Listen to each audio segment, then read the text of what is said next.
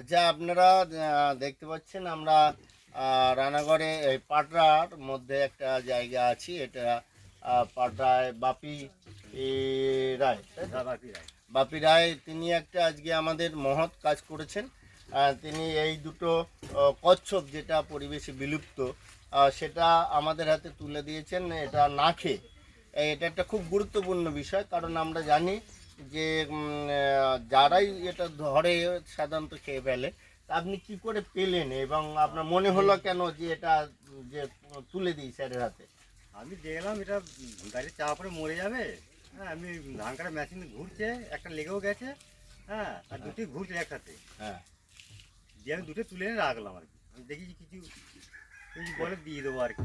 এটা পরিবেশে যাতে থাকুক হ্যাঁ হ্যাঁ, এবং আরো আরো বাড়ুক বারুক আর সংখ্যা, হ্যাঁ, এর জন্য। এই জন্য। আচ্ছা, তা আপনার মনে হলো না যে এটা মাংসটা খেয়ে না নিই? না না না না, তাহলে তো আমি রাখতাম না। হ্যাঁ হ্যাঁ হ্যাঁ, তাহলে আমি রাখতাম না। স্বাভাবিক।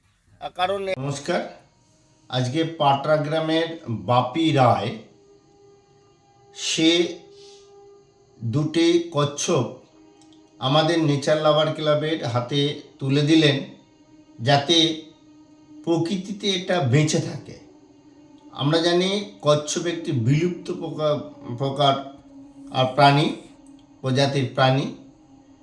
তা এই কচ্ছপকে রক্ষার ক্ষেত্রে একটা দৈনিক খেটে খাওয়া সাধারণ মানুষ যেভাবে হাত বাড়িয়ে দিলেন, আমরা নেচার লাভার ক্লাবের পক্ষ থেকে প্রতিনিয়ত মানুষকে এই ধরনের লুপ্তপ্রায় প্রাণী পশু পাখিদের রক্ষার কাজে আমরা নিয়োজিত আছি, প্রচার করে থাকি।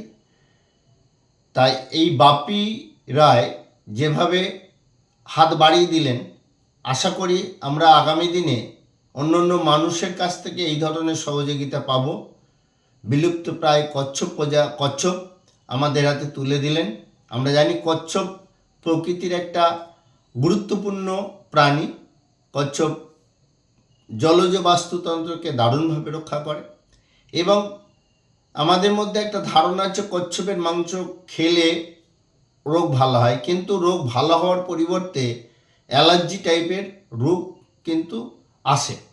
সেই জন্য আমাদের জনসাধারণের কাছে বিশেষ অনুরোধ, কচ্ছপ খাওয়া থেকে নিজেদেরকে বিরত করুন, একে রক্ষা করুন এবং কচ্ছপ এই প্রকৃতিতে আরও বেশি করে পাওয়া যাক, এটাই বা আমরা আমাদের কর্মের মাধ্যমে তাদেরকে রক্ষা করব।